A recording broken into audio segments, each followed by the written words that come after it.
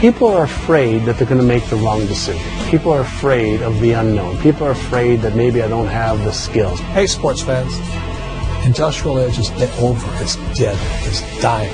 That's why going to school to get a job is an obsolete idea. A steady paycheck is an industrial age idea.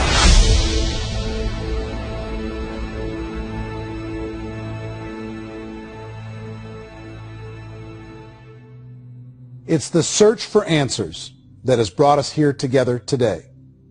My name is Eric Worre, and for almost 30 years I've been an entrepreneur, struggling at times, but ultimately succeeding. As a best-selling author, speaker, and business owner, I've spent my entire career helping millions of people around the world to become entrepreneurs. And I believe strongly that there is, in fact, a better way when it comes to how we make a living. The career landscape has changed dramatically, and many are still working in a model that is completely out of date. What worked for previous generations isn't working as well for people today. In this film, we're going to explore 3 important questions. First, what's really going on in our working world today? Second, in this new economy, is it better to become an entrepreneur, or is it safer to work for someone else?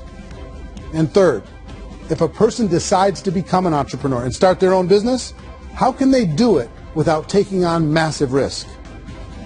To help in this journey, I've brought together some of the greatest experts and thought leaders in the field of entrepreneurship to share the real facts with you. My intention is to give you new information that will allow you to make choices that are not limited by an old, outdated model. Let's start by understanding what's going on in our working world today.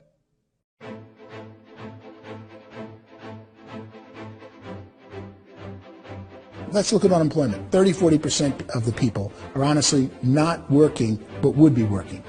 What our government does is if you haven't found a job in 6 months, we don't call you unemployed. We pretend you dropped out of the labor force. I've often said that unemployment, particularly structural unemployment, that's unemployment due to technological changes, is the first sign of economic growth.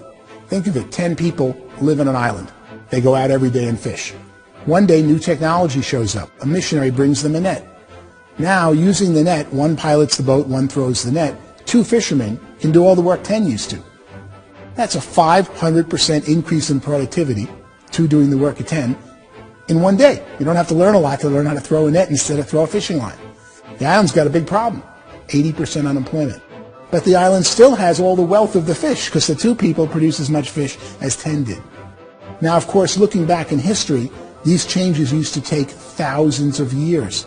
And during that time, we went into farming and transportation. Some of us became doctors and some teachers and lawyers. And we developed all these new professions and new manufacturing jobs. Today, these changes are occurring literally in one day when a new technological advance occurs. And we don't have the social structures to deal with it or to retrain the unemployed people. So one of the things that I think is interesting as I travel across the country and really travel around the world is the way that we work and the way we get paid for work is changing pretty dramatically. On a global basis, everything is being turned upside down because of the rapidly advancing technologies.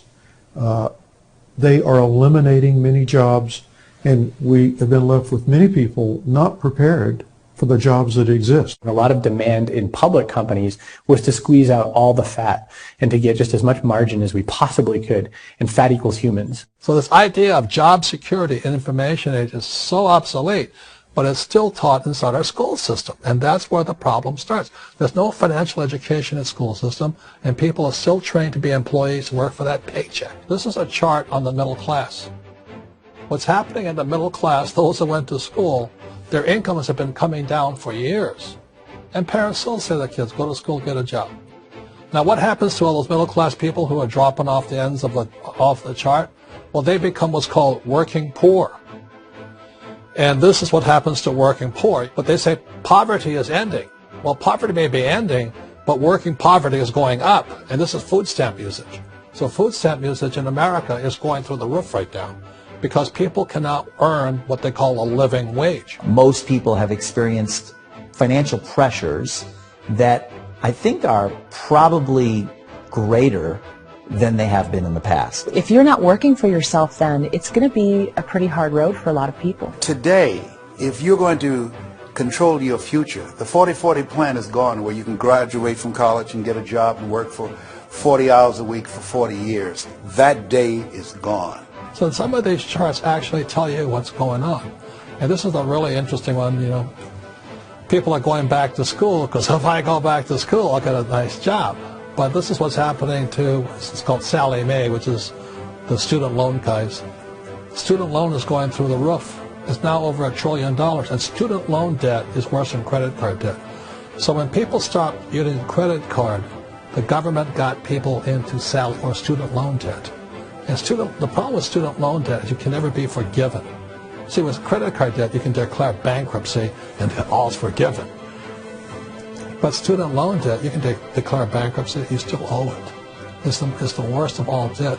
But this is the next picture. Look at this chart here. This is what's happening to wages of college graduates.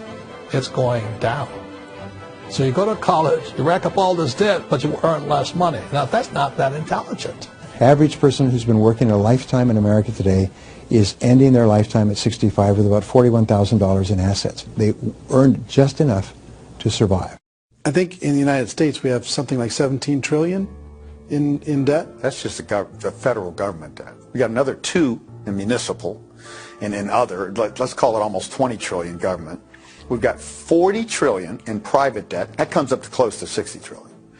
When you then add something we never had before, what you were talking about, when we look at the unfunded portion of Social Security and primarily Medicare, Medicaid, that, at the most conservative estimates from outside firms, Kleiner Perkins, 67 trillion and growing. That's more than all our other debt. There's less conservative estimates that say it's 84 trillion or higher.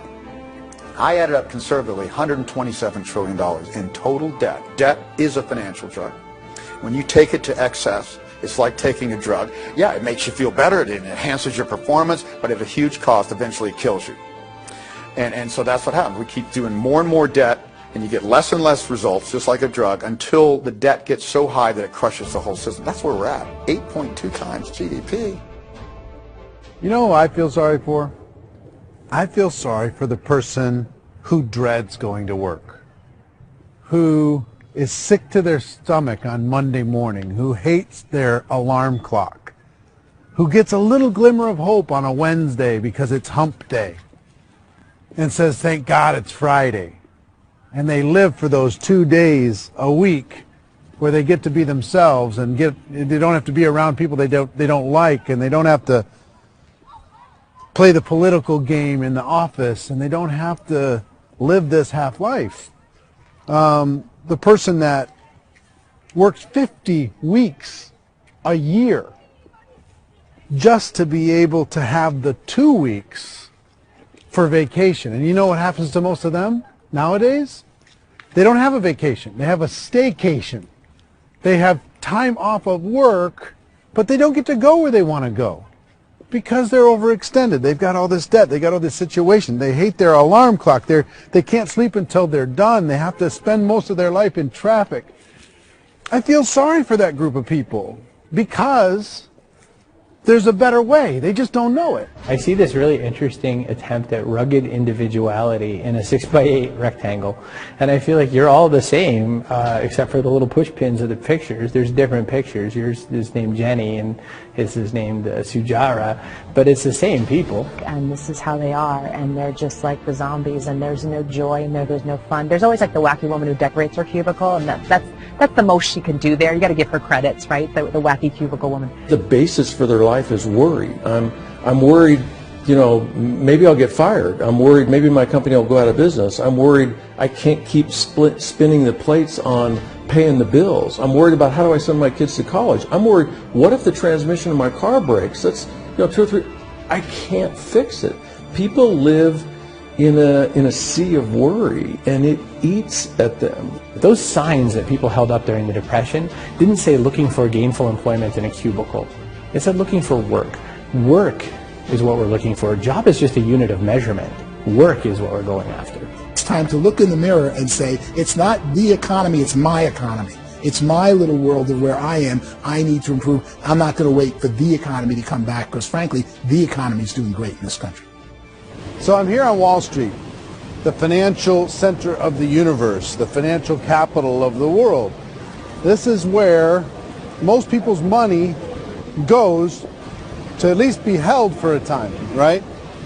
With interest rates in banks being effectively zero, and many experts are predicting it's going to stay at zero for the next 10, 20, even 30 years, people feel like they don't have any choice but to put their future into equities, to put their future into the hands of other people on this stock market, and hope that the stock market goes up, hope that the stocks that their advisors pick or that they pick goes up.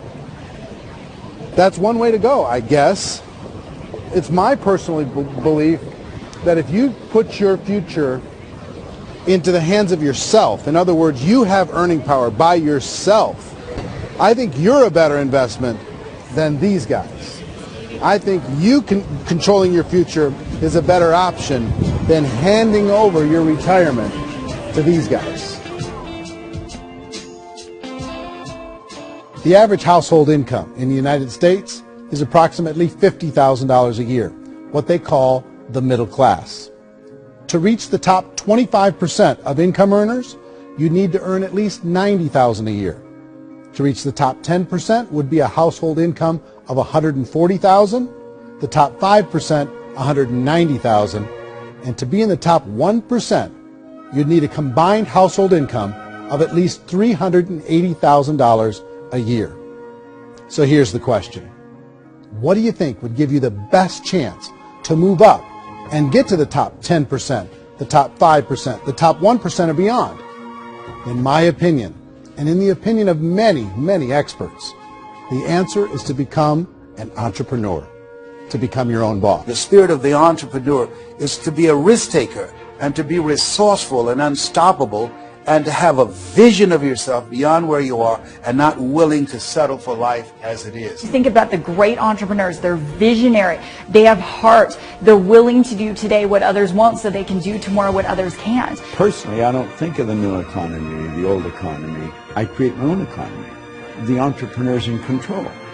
I decide what the economy is going to be like. In the world of entrepreneurship, there are no limits. You can make as much as you want, depending on how much you want to work and how smart you are and how great a team you put together.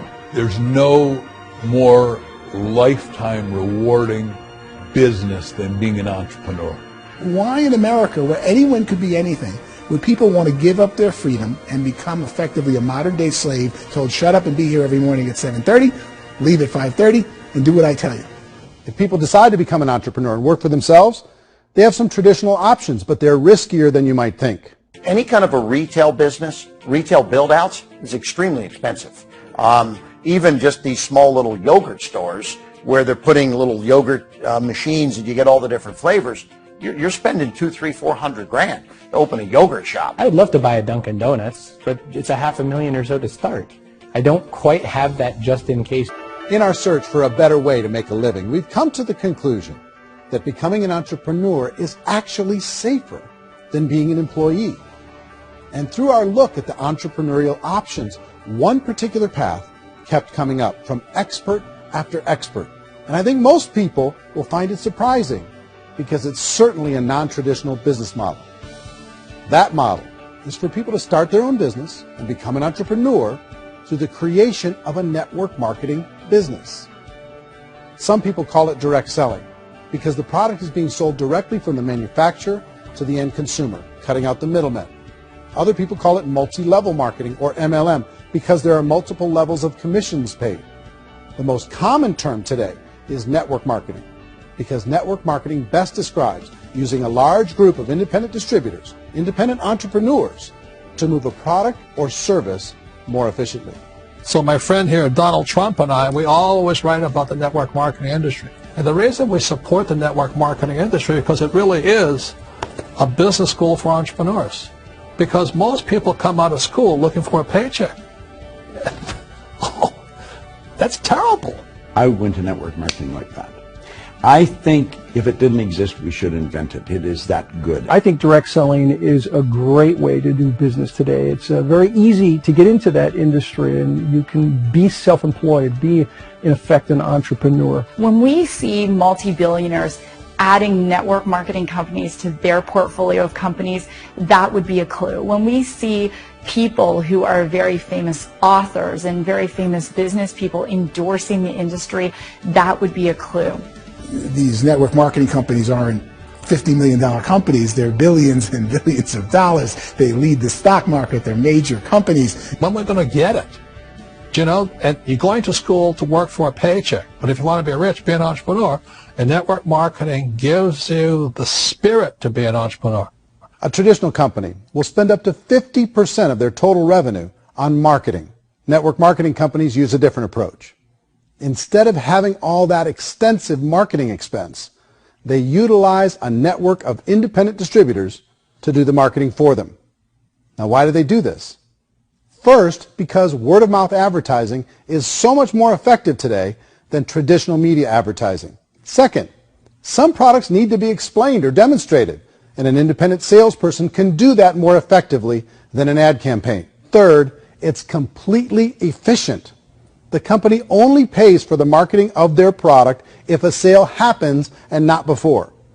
Imagine if Amazon allowed you to become an independent distributor and paid out 40% of its revenue to that distributor group. All you had to do as a distributor was recommend a product, and if a person bought it on Amazon, Amazon would take care of all the logistics, and you'd get paid for bringing the customer. Now imagine you got paid for every purchase that customer made for the rest of their lives. Well, Amazon doesn't offer this option, but network marketing companies do. 85% of all buying decisions in our society are made as a result of word of mouth or reputation. We're recommending things to each other all the time. You know, who's your dentist? Who's your doctor? Who's your lawyer? What detergent, are you using? What legal system are you using? What product are you using? We're talking to each other about the things that we love anyway. When you go into a big box retailer, you're lucky if the clerk looks you in the eye, much less gives you any detailed or accurate information about what you're purchasing. So of course, this personal information, this education coming from a friend, a neighbor, a relative, or even a stranger, but one who has experience with the product is extraordinarily valuable. As a matter of fact, network marketing can educate consumers probably better than any other form of marketing. It certainly can do better than advertising, because advertising usually has a certain hype to it, and you can only get limited information. So, network marketing trumps advertising. If you were a typical sales company and you wanted to sell $1 million a month worth of product, you might go find 100 superstar salespeople. The quota would be $10,000 a month. So network marketing as a distribution system just flips the numbers. So we use 10,000 happy, raving fans of a particular product, and we don't concern ourselves so much with how much product each one of them individually sells. If they sell just $100 or $200 a month, and there's 10,000 of them, you're selling $1 million to $2 million a month worth of product. And that's the best way I can explain how network marketing works. This is the marketing arm of the company. There's not money being wasted on bricks and mortar. There's not money being wasted on inventory that's sitting stagnant somewhere. There's not of employees standing around that don't have customers. These are people that are going to connect with customers. These companies allow people to become independent distributors for extremely low cost and with no minimum time or sales quota. Essentially, they own their own business and can provide as much or as little sales as they choose. In other words, the distributor gets all the benefits of traditional business ownership without the risk. The advantage of network marketing is the ease of entry, the low risk, and the low startup cost, because almost everything else has very high risk. You can get in for a minimal investment. You're buying into a system that's already been proven, products or services that have been proven to work. The keys to network marketing is providing an opportunity for the masses to get involved, providing an opportunity for the average person who doesn't have the resources to start their own business. All of this so far is fairly straightforward, but network marketing offers another benefit, and it's this benefit that makes it so interesting for entrepreneurs. Network marketing allows a distributor to build their own network of other distributors and then compensates them on the sales created by that entire group. Direct selling is, at its base, very simple. It's the sale of a product or service to an individual on a face-to-face, one-on-one basis, just the way we're talking right now. But there's an important element as well, and that's the offering in conjunction with that sale of product, the offering of an opportunity for someone to make something of themselves. No matter what your social status is, no matter what language that you speak, I mean, look how many unbelievable people are becoming successful to speak every kind of language out there. What an awesome gift to give the world. Instead of having to work your way up in a system and prove that you could be a sales manager, they just decided everybody can be a sales manager. Everybody gets to build a sales team from day one. And so what that brought into the system of growth as a direct selling company is the concept of compounding or geometric progression.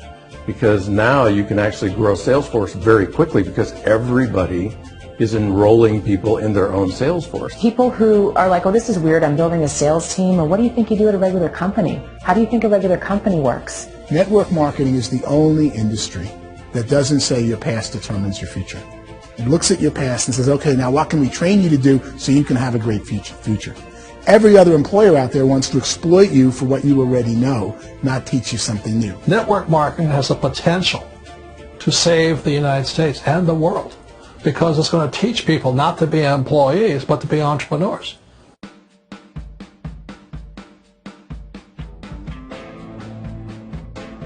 According to the Direct Selling Association, if you add up all the network marketing companies around the world, they combine to do over $178 billion a year in retail sales. To give you an idea of how big that really is, the NFL, the National Football League, does approximately $9 billion a year. The music industry does a little more than $16 billion a year, and the movie industry does about $80 billion a year. Using a conservative average, network marketing companies pay their distributors about 40% of that $178 billion in the form of commissions, which adds up to more than $71 billion a year. That's almost $6 billion a month. It's almost $200 million in commissions every single day. So it's certainly working, and people are making serious money in network marketing. With the growth of the direct selling industry over the last 10, 15, 20 years, we've seen a broader understanding of the channel. We have seen more and more people getting involved in the business, so our penetration in the marketplace has increased, and thus the understanding in the marketplace of who we are has increased. And we've seen non-direct selling companies look at the direct selling model and say, something's going on there. People are making money. Companies are being profitable, individuals are being motivated, product is being delivered to market. Maybe we should explore this. Some people think only the people at the top make money. Well, let's take a look at that as well. In the network marketing profession, there are roughly 500 people in the world who earn over $1 million a year. If you round that number up to $2 million a year, that adds up to about $1 billion a year. That takes the $71 billion paid out each year down to $70 billion. So where does the rest of the money go? The vast majority goes to part-time people making anywhere from a few $100s a month to many thousands of dollars a month.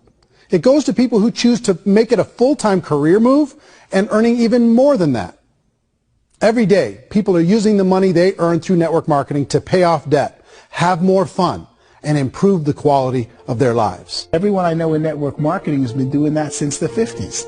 They go to work when they want to go to work. They stop working when they want to take time with their children to have a leisurely breakfast and discuss issues and drive them to school. They go back to work when they get home, wherever they're working out of. The biggest thing that I've seen is people that have become much happier in their life. MLM has probably made more millionaires of more people in more countries, and I've spoken to them in 67 countries, than any other single form of business, starting from nothing. If they have a choice between working a job for the next 10 years or working a network marketing business for the next 10 years, the result of working the network marketing business will be better.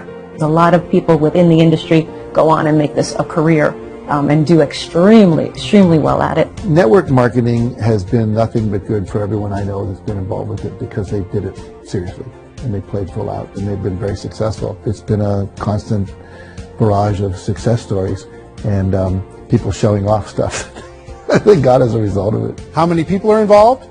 Approximately 16 million Americans and 96 million people around the world are currently participating in network marketing. And in a recent poll, 82% of those people report a good, very good, or excellent experience with network marketing. So people are happy.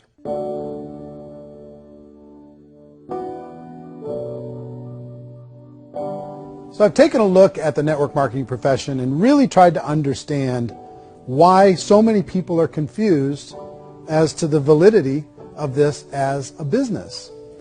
One is this pyramid shape. People get really messed up with this pyramid. Oh, it's one of those pyramid things. So I just think there are a lot of haters out there who really don't understand the industry and say, oh, it's a get-rich-quick scheme. It's a pyramid. Well, corporate America is a pyramid scheme. You know what I mean? It goes like this. You have thousands of MBAs, let's say working for Ford or General Motors or Coca-Cola. If all these MBAs are all trying to get to here, that's a pyramid. Only one guy's going to make it. Every 10 years, one's going to make it. Whereas you look at network marketing, it's like this. So you're here, and your job is to develop other CEOs coming up behind you. So it's an inverse pyramid. In network marketing, it's a very simple concept. If you sell product, you get paid. It is paid based on production. There is no first mover's advantage. There is no investment component where the more somebody spends, the more they're entitled to make. So the two are polar opposites of each other. It doesn't matter what shape the company is or the compensation plan is shaped, whether it's a circle or a pyramid or a triangle or a trapezoid, it doesn't matter. If compensation is coming primarily from recruitment, then you've got a problem. On the other hand, if an operation is basing their compensation to participants on the basis of sales, even when those sales are generated by people you've recruited, well, then you're a perfectly legitimate enterprise. That's the legal test. It's the practical test. Another issue that's been true in the past that is no longer true now is people used to be in network marketing loaded up with products that they couldn't sell, and they ended up a loser. They ended up with a bunch of product in their garage. They ended up with a bunch of products sitting in their kitchen shelves or whatever, and they thought they could sell it, and then they weren't willing to or able to sell it, and they ended up with a bunch of stuff, and they were bitter about it. There was this thing called front loading where you had to buy, like, well, if you bought $25,000 worth of product, you got better commissions and all this. Today, it's almost all done by computer. It's direct mail comes from a warehouse somewhere else. You don't have to have all this inventory. You don't have to stock up. It's a paperless world now. Most of it's done online. You have a back office. It really works. And I mean, the technology has changed everything. Third issue is people start talking about 99% of people in network marketing don't make any money. Well, we've talked about that over the course of this journey together. Almost $200 million a day is being paid out to network marketing distributors around the world. The naysayers, the people who say that it doesn't work, are usually the ones who just don't know how to make it work for themselves. And so they're giving you an opinion, and I tell people, don't confuse people's opinions with expertise, because opinions are free. And don't confuse sincerity with the truth, because people can be sincerely wrong. But here's the reality inside of network marketing. The vast majority of people that get involved in network marketing just become customers, and they get involved to be able to purchase product at a lower price. If you take Costco as an example, if a person goes into Costco and gets a membership to Costco so they can get a lower price on the product, we don't call that person a loser because they have a bunch of product that they walked out with a smile on their face. Yet when some people want to take a look at network marketing, they say, well, those people, they're just using the product and they aren't earning an income, so they must be a loser. They're not a loser. They're a happy customer. That's the vast majority of people that are involved in network marketing. Now, a smaller percentage of those people decide to go build a business. They earn $300 a month, $500 a month, $1,000, $2,000. That's the bulk of earnings in network marketing. And then there's the few that really decide to take it serious, really decide to build a large network, really work to make that network very, very productive. And those people make huge amounts of money, and there's no cap. What I do as an outside economist, just somebody looking at this industry like any other industry I speak and say, look, what's the realities of this? 1% do incredibly well. 10% generate some additional income at pretty low risk and effort. That's fine. And 90% of people roughly end up customers. One thing that I think is real when it comes to people's perceptions about network marketing is people put this, and distributors, I think, involved in network marketing have some responsibility for this. They have sometimes unrealistic claims about the product or about the income. Most people who become distributors, they want the money, they want to be successful, but they don't have the skills. They don't know what to do. And when people don't know what to do and they're in a new business, they're scared. And when they're scared, they panic and desperation kind of sets in. So they think everyone they talk to has to get in. So if I talk to you and you say, well, no, I don't have time to do that, they're like, no, I need you. You have to do this or I won't be successful. So I start clawing on you. I start that desperation. So then I start making claims about the product, which are not appropriate, probably not even true. Or I start saying, oh, let me show you how you can make all this money and you don't have to do anything, Eric. And so you just totally misrepresent the opportunity, and you're clingy with people because you think you need everybody to be successful, and you don't. You know, one of the messages that I try to deliver most forcefully to companies as well as salespeople in direct selling is that you don't have to overpromise. The reality is in network marketing, there's a lot of hard work involved. There's a lot of effort. You're going to have to develop yourself. It's a business like anything else. It's going to take some time, but in my opinion, it's better.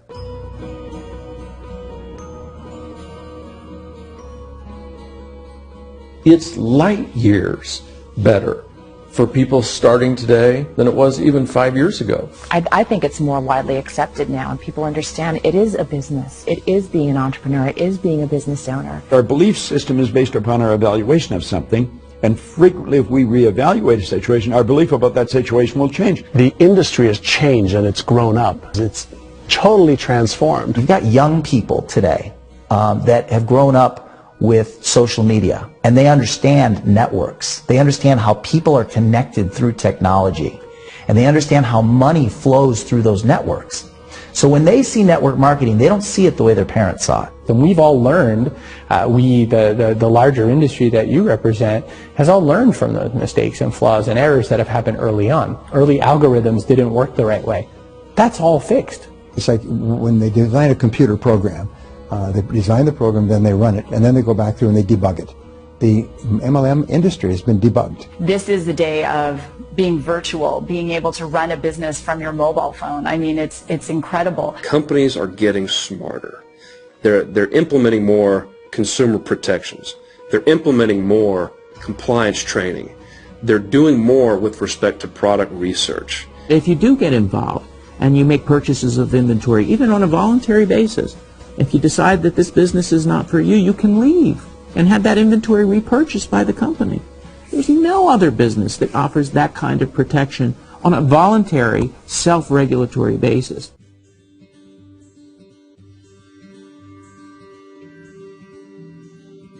If you decide to look further into a network marketing business in order to generate more cash flow for your family, I would recommend reviewing the following 4 elements. First is the product or service. And on the product or service, I would ask 5 important questions. 1, do you like it? Is it something you would feel comfortable sharing with others? 2, is there a recognized need in the marketplace? It's hard to create a need if one isn't naturally there. 3rd, does the product meet that need? Does it solve a legitimate problem for consumers? And 4th, is it priced to sell? Can it compete in the marketplace? And 5th, is it priced for profit? Is there enough margin for the company and the distributor to be able to generate income for the long term?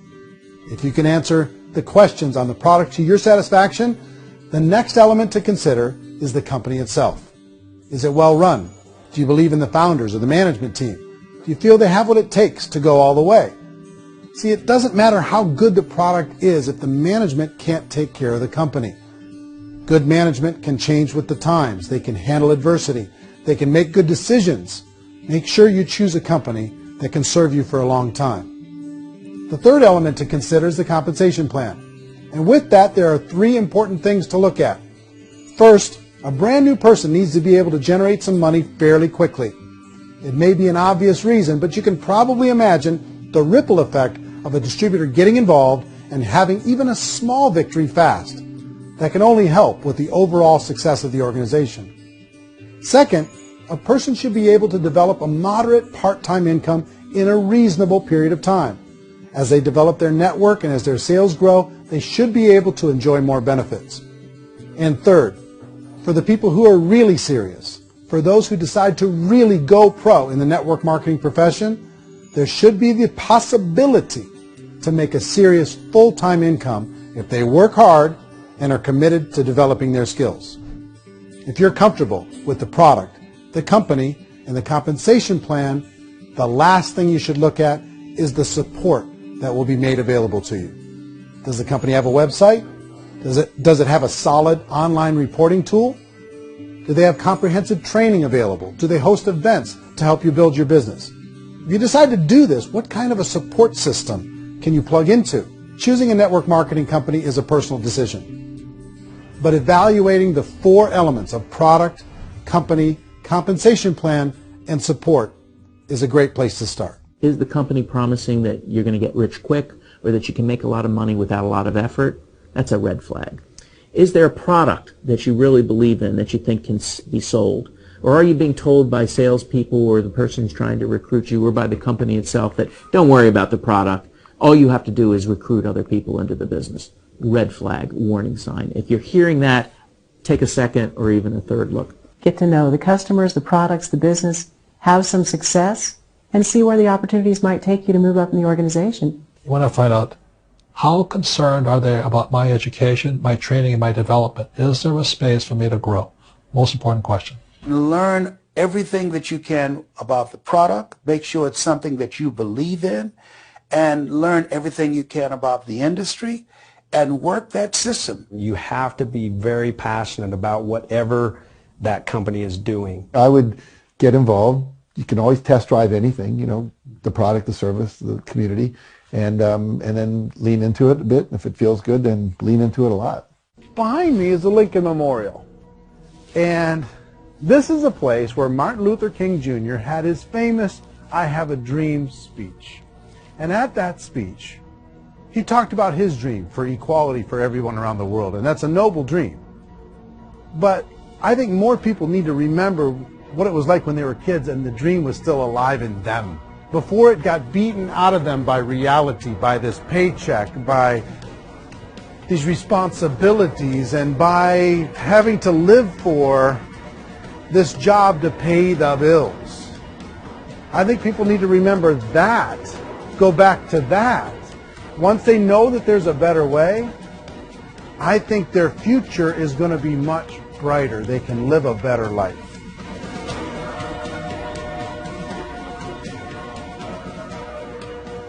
So if you're considering getting involved in a network marketing company, let me offer you just a few pieces of advice. First, network marketing isn't perfect. It's emotional. It's challenging. Like any entrepreneurial venture, it can have its up days and its down days. But if you have an entrepreneurial bone in your body, it's just better. Second, if you're going to do it, decide to be professional. Decide to go pro. It's better to do that than just be this amateur sticking your toe in the water. Third, as any professional, you're going to have to learn some new skills. And I promise you, inside of the network marketing profession, they're not too difficult to learn. Fourth, like anything worthwhile, it's going to take some time. Don't expect that you're going to get to the finish line right out of the gate. And fifth, it's worth it. It's worth it to be able to take charge of your life again. It's worth it to be able to control your own financial situation. It's worth it for the people you're going to be able to spend time with. It's worth it for the things you're going to be able to see and the experiences you're going to be able to experience. It's worth it for the causes you're going to be able to contribute to, the lives you're going to be able to touch, the customers you're going to be able to help, the friendships you're going to be able to develop. I promise you, it's worth it. Remember, most people are searching for answers just like you are. But I do have to tell you the catch to network marketing. If there is a catch, if you want to understand this, from an emotional point of view. People say, well, it sounds too good to be true. It's not. It's hard work. But here's the catch. Most people still don't understand it. So you're going to have to endure the loss of social esteem from ignorant people. The uneducated will think less of you. Now, if you can handle that, you're on your way. If that's going to destroy you, you know what? Entrepreneurship in general probably isn't in your future. If you can face that catch, you can become unstoppable. I want everyone to really contemplate this if they're not in network marketing. You're in a job, you probably have a mortgage, you have rent, you have debt, whatever's going on. You're in a prison. You work just hard enough to keep them from firing you, and they pay you just enough to keep you from quitting. Come on! I've been there, done that, and bought that t-shirt. In network marketing, if you run into failure, it's really just a homework lesson for yourself. There's no one to blame. You really have no excuse not to be successful. You just don't. People don't want to hear that, but there's so much available to you. If you want to be a good network marketer, be a student to the people above you, be a fellow traveler to the people on the same level, and be a teacher to those below, and know when it's appropriate to do which. People who are not afraid of asking people to buy things, or not afraid of persuading people with a chance they may say no, these people own the future. Nothing happens until something moves. So you got to go move, you got to go do something, or nothing's going to change in your life. In the beginning, you're going to do a lot of things that you don't get paid for. But as you go down the road, you get paid for a lot of things that you don't do. And your job is rehabilitating the spirit, the entrepreneur spirit in all of us. You give it back. You either give it a strong yes or a strong no, but no wishy-washy, dilly-dally stuff in the middle. There's dreams and there are nightmares, but I believe that the biggest nightmare of all is when you don't pursue your dream. You're going to see some monumental growth in this profession. It's an exciting, exciting time to be involved in the network marketing profession. The next 10 years, I see just exponential growth. When that tipping point comes, it's not a matter of asking somebody, have you ever heard about network marketing? You're really asking them, which company are you building your wealth in? We are here to fix the world, to improve relationships with other people, to improve other lives. And the real reward comes as an entrepreneur at any level from teaching somebody something and watching them soar. There is no greater reward.